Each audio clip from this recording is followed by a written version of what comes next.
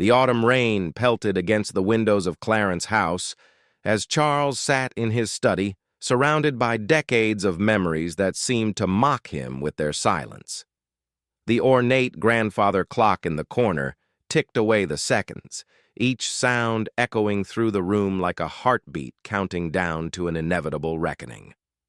For months, something had been eating away at him, a nagging feeling that the foundation of his life with Camilla was built on more than just the public knew. It had started with small things. Camilla would receive phone calls that she would quickly end when he entered the room. Letters arrived addressed to her in handwriting he didn't recognize, and she would slip them into her handbag before he could ask who they were from. Most telling of all was the way she would sometimes stare out of windows for hours, her eyes holding a sadness that seemed to come from somewhere deep within her soul. Charles had always prided himself on being a patient man, but patience was wearing thin. The woman he had fought so hard to marry, the woman for whom he had endured years of public scrutiny and family disapproval, seemed to be slipping away from him emotionally. Not in the way that marriages sometimes cool over time, but in a way that suggested she was harboring secrets that were too heavy for her to carry alone. The breaking point came on a Tuesday morning in late October. Charles had returned early from a canceled engagement to find Camilla sitting in the garden, despite the cold weather. She was holding a photograph that she quickly tucked into her coat pocket when she saw him approaching.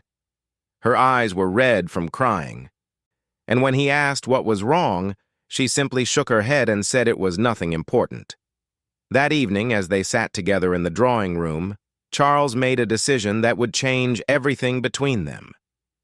He set down his book and looked directly at his wife, studying the face he had loved for so many years. The laugh lines around her eyes seemed deeper somehow, carved not by joy, but by the weight of unspoken truths. "Camilla," he said, his voice carrying the authority that came naturally to someone born to rule, yet softened by genuine concern. "We need to talk." She looked up from her needlework, and for a moment he saw fear flash across her features. It was quickly replaced by the composed smile she had perfected over years of public life, but he had caught that moment of vulnerability, and it confirmed his suspicions that something significant was being hidden from him. "Of course, darling," she replied, setting her work aside. "What about?" Charles leaned forward in his chair, his hands clasped together. The fire crackled in the hearth between them, casting dancing shadows on the walls that seemed to mirror the uncertainty hanging in the air. "About whatever it is that's been troubling you these past months. About the phone calls you end when I walk in. About the letters you hide. About the photograph you were holding this afternoon." Camilla's composure wavered slightly, but she held his gaze. "I don't know what you mean." "Please don't lie to me," Charles said, his voice gentle but firm. "We've been through too much together for lies.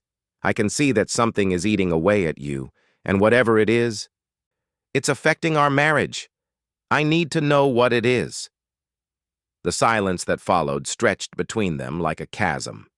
The only sounds in the room were the crackling fire and the rain that had begun to fall more heavily outside. Camilla's hands trembled slightly as she reached for her teacup, and Charles noticed that she didn't actually drink from it, just held it as if it were an anchor. "Some things are better left in the past," she finally said, her voice barely above a whisper. "Not when they're clearly affecting our present," Charles replied.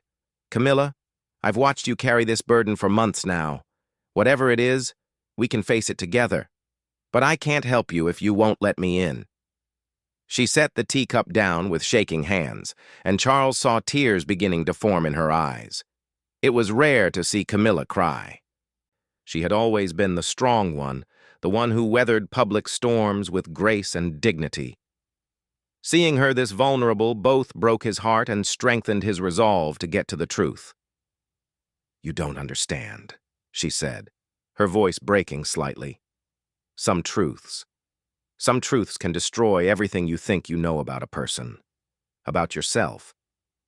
Charles stood up and moved to sit beside her on the sofa, taking her hands in his.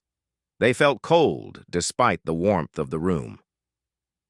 "Try me," he said simply. Camilla looked into his eyes, and he could see her internal struggle playing out across her features. Part of her wanted to tell him everything, but another part was terrified of the consequences. She had spent so many years protecting him from certain realities, believing that ignorance was a kindness she could give him. "Charles," she began, then stopped, shaking her head. "I can't. Not yet. I need time to figure out how to tell you." "How long?" he asked. "How much more time do you need to find the words for something that's clearly been weighing on you for months?" She pulled her hands free from his and stood up, walking to the window that overlooked the garden they had been working on together for years. The rain had turned the fallen leaves into a carpet of gold and brown, beautiful but fragile, much like the trust that existed between them. "There's a place I need to go first," she said without turning around. "Someone I need to see. And then I'll tell you everything." Charles felt a chill run down his spine that had nothing to do with the weather. "Who do you need to see?" "Someone from my past. Someone who has information that you deserve to know, but that I never thought I'd have to share with you." She turned around then, and Charles saw a determination in her eyes that he hadn't seen before. It was mixed with fear and sadness, but underneath it all was a strength that suggested she had finally made a decision she had been avoiding for too long. "When?" he asked. "Tomorrow," she said. "I've already made the arrangements. I'll drive down to Sussex in the morning, and when I return tomorrow evening, we'll sit down and I'll tell you everything. The whole truth, no matter how difficult it might be for both of us." Charles nodded slowly, though every instinct in his body was screaming at him to demand answers immediately. But he had learned over the years that pushing Camilla when she wasn't ready would only cause her to retreat further into herself. "Will you tell me one thing now?" he asked. "If I can?" "Does this have anything to do with Andrew Parker Bowles?" The question hung in the air between them like a sword waiting to fall. Camilla's face went pale, and for a moment, Charles thought she might faint. She gripped the back of a chair for support, and he could see that he had hit very close to something significant. "In a way," she whispered, "but not in the way you might think." Charles felt his world beginning to shift on its axis. His relationship with Camilla had been built on the foundation that they had found their way to each other despite the obstacles placed in their path by duty, family, and circumstance. If there were secrets involving her first husband that she had never shared with him, it could change everything he thought he knew about their love story. "Camilla," he said, standing up and moving toward her, but she held up a hand to stop him. "Please," she said, tears now flowing freely down her cheeks. "Let me do this properly.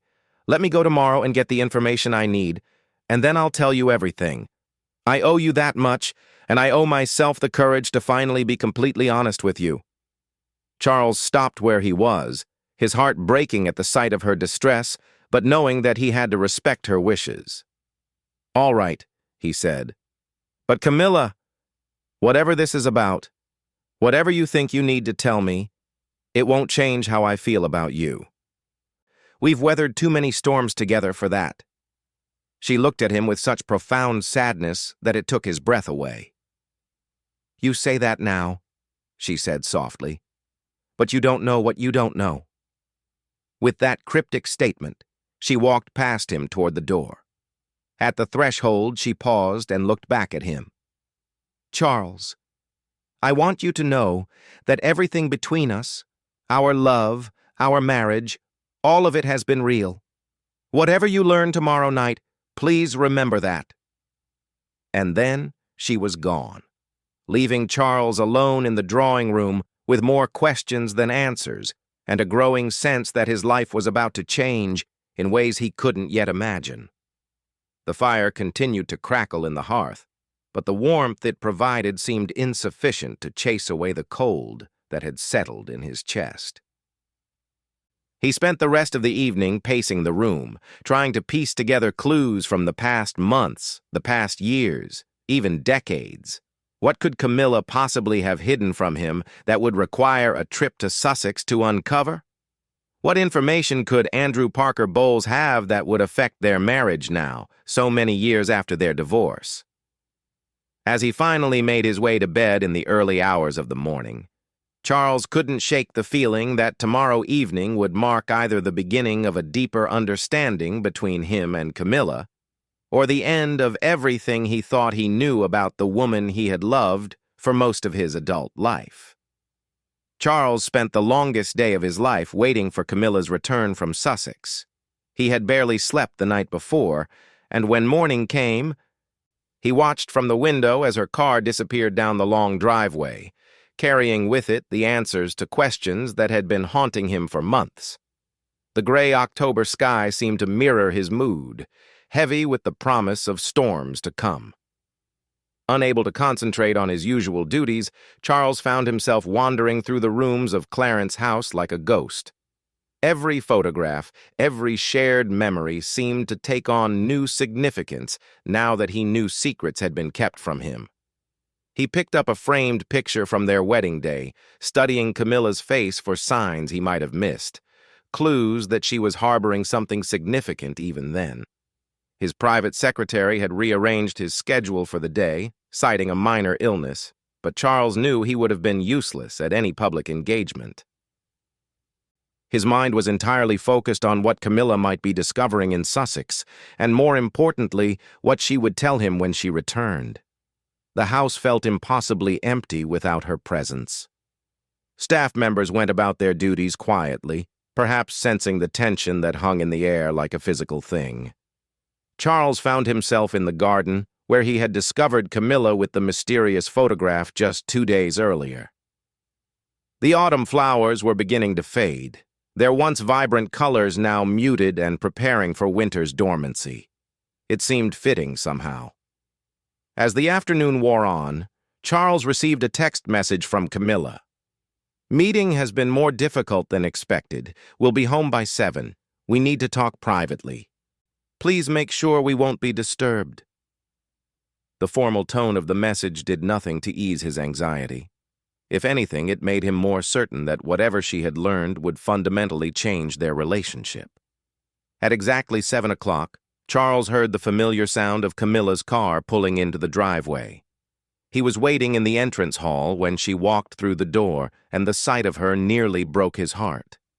She looked as though she had aged a decade in a single day. Her usually impeccable appearance was disheveled. Her eyes were swollen from crying, and she carried herself like someone who had just received devastating news. "Camilla?" he said, moving toward her, but she held up a hand to stop him, just as she had the night before. "Give me a few minutes to freshen up," she said, her voice hoarse. "And then we'll talk. But Charles, I need you to know that what I'm about to tell you is going to be difficult for both of us. Some of it happened before we were married, but some of it has been happening throughout our marriage." Charles felt his blood run cold. "What do you mean?" "Please," she said, already heading toward the stairs. "Let me compose myself, and then I'll explain everything." The next hour was torture for Charles. He could hear movement from upstairs, water running, drawers opening and closing. When Camilla finally came down to the drawing room, she was carrying a small wooden box that he had never seen before. She had changed into a simple black dress, and her hair was pulled back severely. She looked like someone preparing to attend a funeral. She sat across from him in the same chair she had occupied the night before, placing the wooden box on the small table between them. Her hands were steady now, but Charles could see the effort it was taking her to maintain her composure. "Before I begin," she said, looking directly into his eyes, "I need you to promise me that you'll let me tell you everything before you react. What I'm about to share with you is going to sound impossible at first, and your instinct will be to interrupt or ask questions. But I need to get through all of it, or I'll lose my courage." Charles nodded, though every muscle in his body was tense with anticipation. Camilla opened the wooden box and withdrew a stack of letters tied with a blue ribbon, several photographs, and what appeared to be official documents. She arranged them carefully on the table, her movements deliberate and ceremonial. "The person I went to see today was Margaret Thornton," she began. "She was Andrew's personal secretary for over 30 years, and she's been like a mother to me since my own mother died.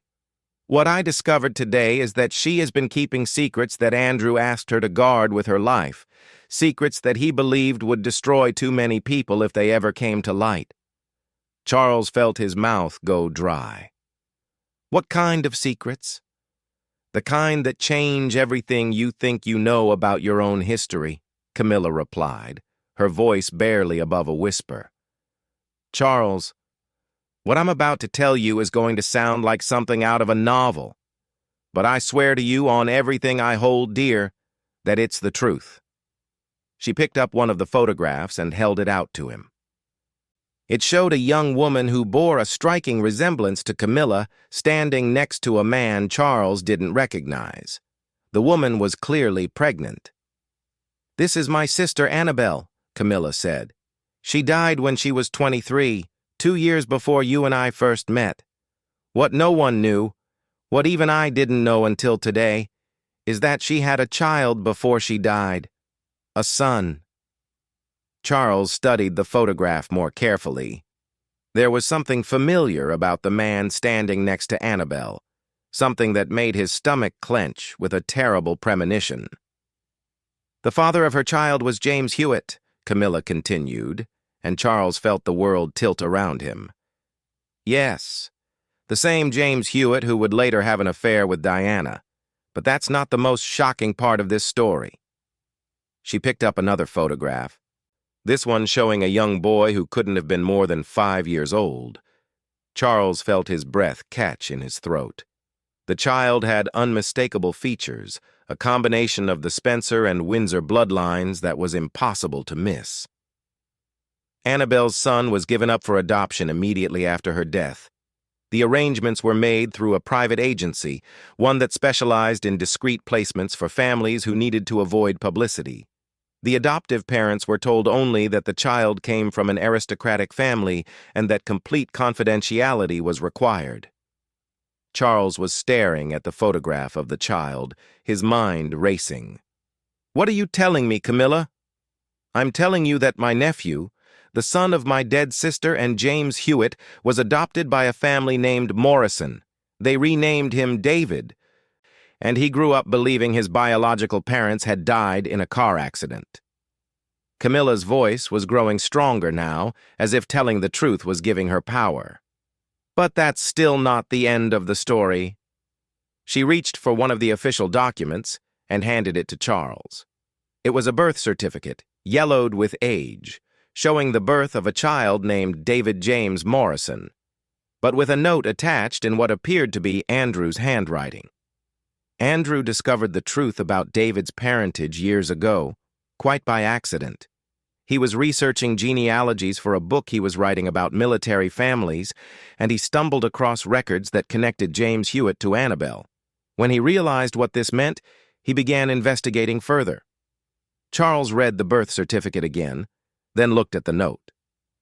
Andrew's handwriting was unmistakable, and what he read there made his hands shake. "David Morrison grew up and became a photographer," Camilla continued.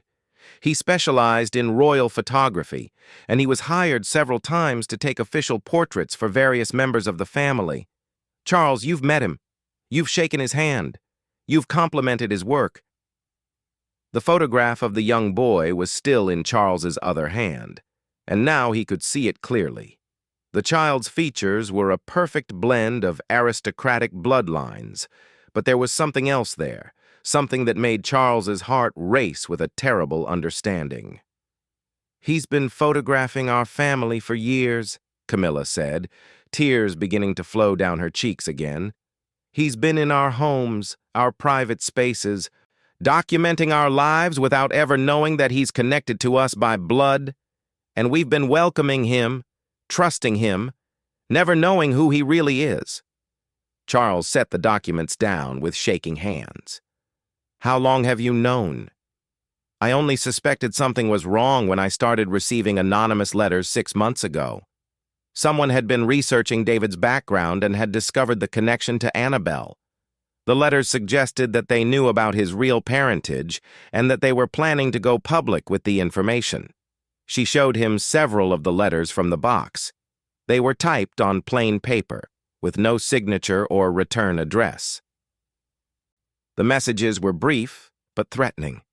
The truth about David Morrison will come out. Your family's secrets can't stay hidden forever. He deserves to know who he really is. At first, I thought someone was just trying to blackmail us, Camilla continued. But then I realized that the letter writer seemed to genuinely believe that David had a right to know about his heritage. They weren't asking for money or favors, they just wanted justice. Charles stood up abruptly and began pacing the room. The implications of what Camilla was telling him were staggering. Have you tried to identify who's been sending the letters? That's why I went to see Margaret today. She's been helping me investigate using contacts she still has from her years with Andrew. We've narrowed it down to someone with access to old military records and genealogical databases. Someone who's been systematically researching connections between aristocratic families. She pulled out the final document from the box, a folder marked Confidential in red letters. Margaret brought this with her today. It's a complete dossier on David Morrison, compiled by whoever has been sending the letters. Charles, they know everything. His adoption records, his biological parents, his career, even details about his personal life that could only have come from someone who's been watching him closely. Charles took the folder and opened it, revealing dozens of pages of information about a man he had always known simply as a talented photographer. There were copies of his school records, military service documents, marriage certificate, even photographs of him with his own children. It was a complete picture of a life lived in ignorance of its true significance. There's something else, Camilla said, her voice now barely audible. The letter writer contacted David directly last week. Margaret found out because David called Andrew's old office, asking questions about military genealogy research. He told Margaret that someone had sent him information suggesting he might be related to aristocratic families, but he thought it was a prank.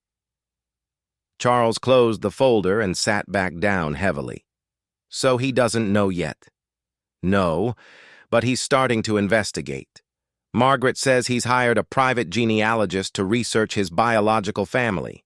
It's only a matter of time before he discovers the truth, and when he does, it's going to create a scandal that will make every other royal controversy look like a minor footnote. The room fell silent except for the sound of rain beginning to fall against the windows. Charles stared into the fire, trying to process the enormity of what he had just learned. A man with royal bloodlines had been photographing the family for years, welcomed into their most private moments, never knowing that he was documenting his own relatives. There's one more thing, Camilla said, and Charles looked at her with a mixture of dread and exhaustion. How much more could there possibly be? Margaret believes that whoever has been investigating David is planning to go public with the story within the next few weeks. They've been methodical about gathering evidence, and they have enough documentation to prove everything they claim. When this comes out, it won't just be about David's parentage. It will raise questions about what other secrets the family might be hiding. Charles rubbed his temples, feeling a headache building behind his eyes. What do you think we should do? I think we have two choices, Camilla replied. We can wait for the story to break and try to manage the crisis when it happens. Or we can take control of the narrative by approaching David ourselves and telling him the truth before someone else does. She leaned forward in her chair, her eyes locked on his. Charles, I've kept this from you because I was afraid of what it might do to us, to the family, to David himself. But I can't carry this secret anymore. Whatever we decide to do, we have to decide together." Charles looked at the woman he had loved for so many years. Seeing her clearly, perhaps, for the first time, she had been protecting him, protecting all of them, by carrying this burden alone. The weight of it had been crushing her, and now he understood why she had seemed so distant and troubled. "We tell him," Charles said finally. "We arranged to meet with David Morrison, and we tell him who he really is. He deserves to know, and we deserve to control how this story comes out."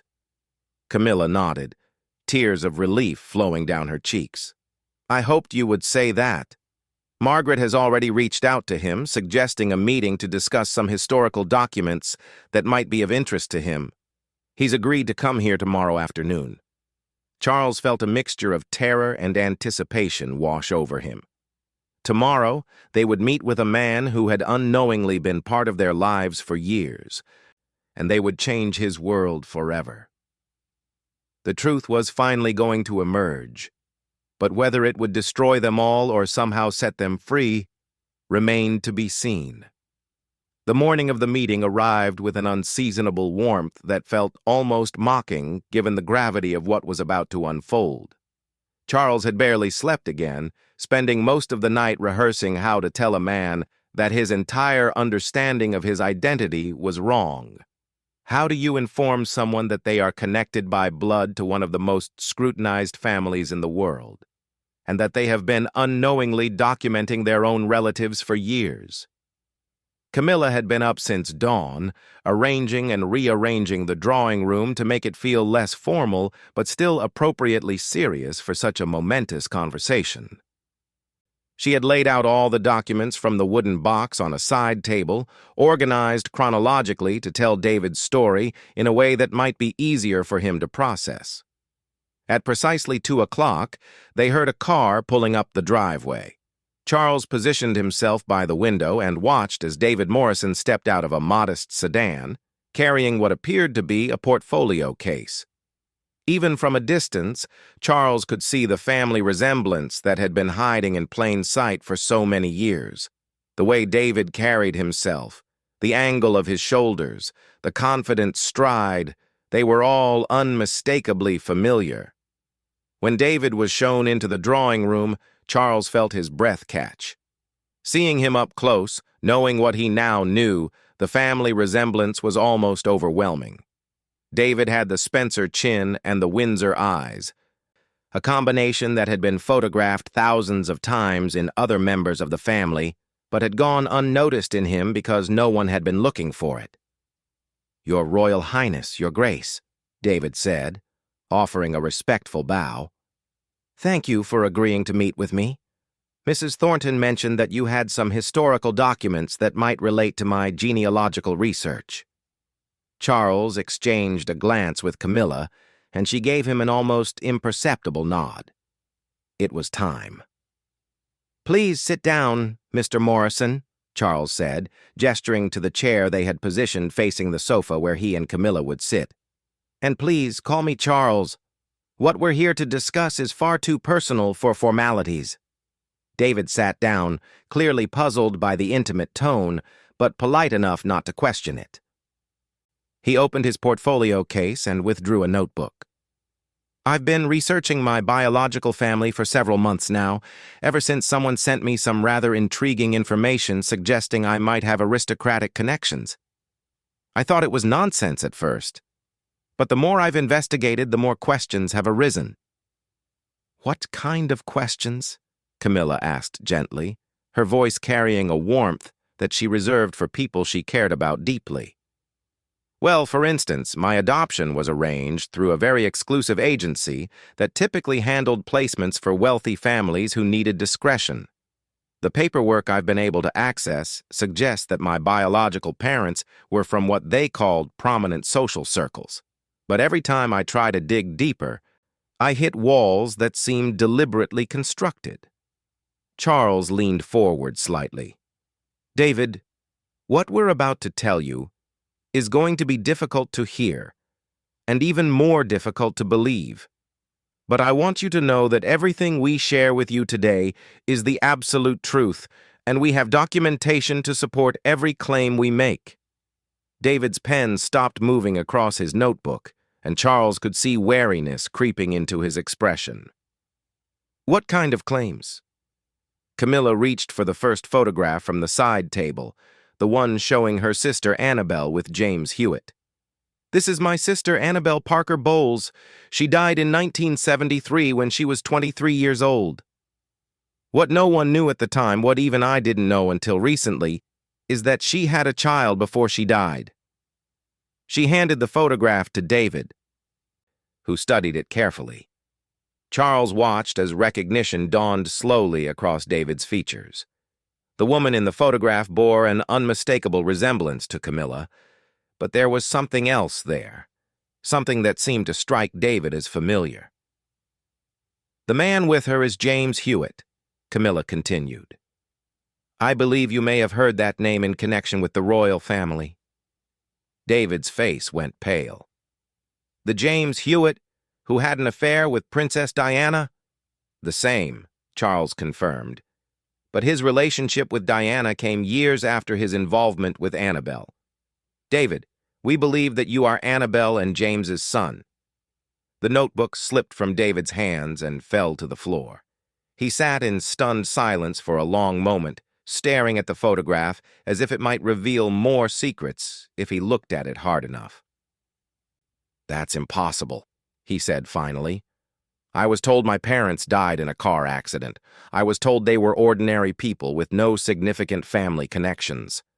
You were told what the adoption agency thought was necessary to protect your privacy and the privacy of the families involved, Camilla said gently. But we have proof, David. Documents that trace your biological lineage back to both the Parker Bowles and Hewitt families. She handed him the birth certificate and Andrew's notes. David read them with shaking hands, his eyes growing wider with each piece of evidence. Charles could see the exact moment when the truth began to sink in. David's shoulders sagged as if he were carrying a suddenly enormous weight.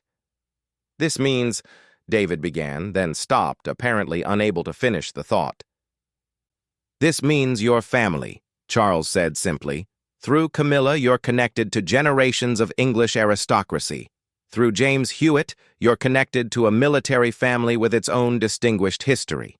And through a series of circumstances that no one could have predicted, you've been photographing your own relatives for years without any of us knowing who you really were. David set the documents down and looked up at them with an expression of pure bewilderment. You're telling me that every time I've been hired to photograph royal events, every time I've been in your homes taking pictures, I've actually been documenting my own family? That's exactly what we're telling you, Camilla said, and now her own emotions were beginning to show. David, I've been watching you work for years, admiring your talent, your professionalism, your kindness to everyone around you. I never imagined that you were my nephew, that you were carrying my sister's blood. She reached for another photograph, this one showing Annabelle as a child with Camilla. Look at this picture, and then look at yourself in a mirror when you get home. You have her eyes, her smile, the same way of holding your head when you're concentrating. The resemblance is unmistakable once you know what to look for. David took the childhood photograph and studied it intently. Charles could see him searching his own features for the connections Camilla had described, trying to reconcile this new information with everything he had believed about himself. Why are you telling me this now? David asked. If this has been true for my entire life, why reveal it today? Charles and Camilla exchanged another glance, and Charles nodded for her to continue. This was her family's secret, and it should be her voice that revealed the full truth. Because someone else has discovered your identity and is planning to go public with the information, Camilla said. We've been receiving anonymous letters for months, and we believe that whoever is behind them has enough evidence to prove everything we've told you and more. We decided that you deserved to hear the truth from us rather than read about it in the newspapers. David rubbed his temples, a gesture that Charles recognized as something he did himself when overwhelmed. "Who else knows about this?" "Very few people," Charles replied. "Margaret Thornton, who was Andrew's secretary and helped us piece together the evidence. Ourselves. And presumably, whoever has been investigating your background." "What happens now?" David asked. "What does this mean for my life, my family, my career?" "That depends partly on you," Camilla said. "You have choices to make about how public you want this information to be and how much involvement you want with the family. We're not expecting you to suddenly start attending royal functions or change your entire life, but we are hoping that you'll allow us to get to know you as family rather than just as a photographer we occasionally hire." David stood up and walked to the window, looking out at the garden where Charles and Camilla had been working for years. "My children," he said suddenly. "What does this mean for my children?" "It means they have a heritage they never knew about," Charles said. "It means they're connected to history in ways they never imagined. But it doesn't change who they are or who you've raised them to be. You're still the same man who's built a successful career and a loving family. You just have a different backstory than you thought." David turned around, and Charles was surprised to see that he was crying. "This explains so much," he said. "I've always felt drawn to royal photography, always felt comfortable in these environments in a way that never made sense to me. I've looked at portraits of the family and sometimes felt like I was looking at variations of my own features, but I dismissed it as imagination." "It wasn't imagination," Camilla said, standing up and moving toward him. "It was recognition, even if you didn't understand what you were recognizing." She stopped a few feet away from him, respecting his space, but making her emotional availability clear. "David, I want you to know that learning about you has been one of the most profound experiences of my life. My sister died so young, and I've carried the sadness of her loss for decades. Discovering that part of her lives on in you, that she had a child who grew up to be such an accomplished, decent man, it's like getting a piece of her back." David wiped his eyes and looked at her with an expression that was part gratitude and part overwhelming confusion. "I don't know how to process this. My entire sense of identity has just been turned upside down." "You don't have to process it all at once," Charles said. "This is information that will take time to absorb, and there's no pressure to make any immediate decisions about what it means for your future." He stood up and joined Camilla and David near the window. "What I can tell you is that from this moment forward, you have family who care about you, who want to know you better, and who will support you however we can as you figure out how this new information fits into your life." David looked between Charles and Camilla, and slowly a smile began to replace the shock on his face. "Family," he said, as if testing how the word felt.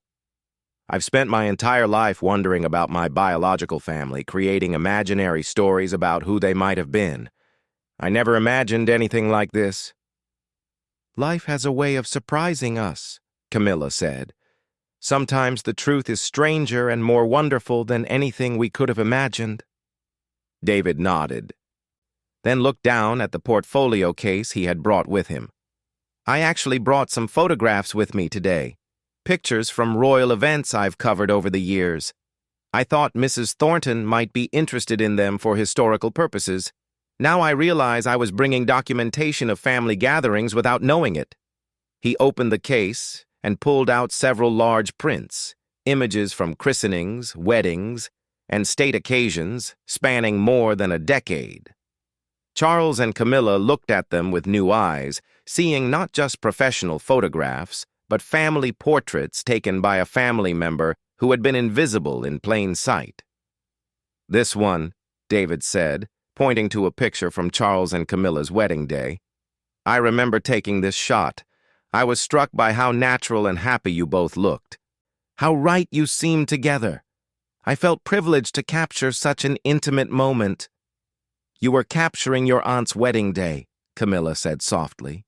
You were documenting one of the most important days of our lives, and we had no idea we were sharing it with family." The three of them stood together, looking at the photographs and beginning to see the past through the lens of this new truth. The formal meeting had evolved into something more personal, more familial. Charles could see that David was beginning to relax, to accept that this revelation, while shocking, was also a gift. "There's one more thing," Charles said. "We've prepared a letter for you to take with you, explaining everything we've told you today and providing copies of all the documentation we've shown you. We want you to have time to review everything privately, to discuss it with your wife and children if you choose to, and to decide how you want to move forward." David nodded gratefully. "I think I'd like that. This is a lot to take in, and I want to make sure I'm thinking clearly before I make any decisions about what comes next." Camilla handed him a sealed envelope. "Our contact information is in there as well. We hope you'll stay in touch, David. Whatever you decide about publicity or family involvement, we'd like to be part of your life if you'll have us." David took the envelope and looked at it for a long moment. When he looked up, his eyes were clear and determined. "I think I'd like that too. For the first time in my life, I have answers to questions I've carried my entire life, and I have family that I never expected to find."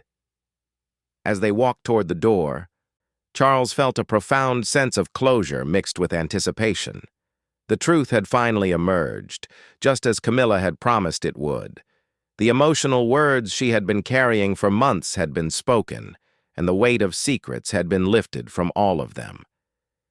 At the doorway, David turned back to them one final time.